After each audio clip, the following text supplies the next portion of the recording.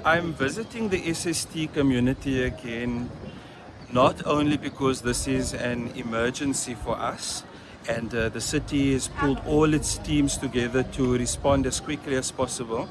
but because there's been a lot of misinformation in the media space over the last few days by politicians, and certain media houses are reporting unfactually around what it is that's being done here.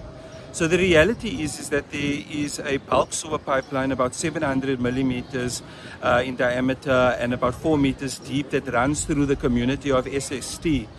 And the city needs to repair about 10 known collapses at the moment, but it's impossible for us to do so because our machinery cannot access where the collapses have taken place. It will require at least 40 homes in the SST community alone to be relocated, and that in itself is a challenge. Not only because communities will have a preference in terms of where they are relocated to, because obviously they've established themselves in a community where the children are going to school, where they may be employed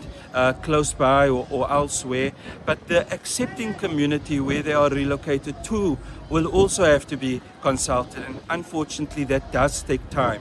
I must emphasize that our contractor, our emergency contractors are ready to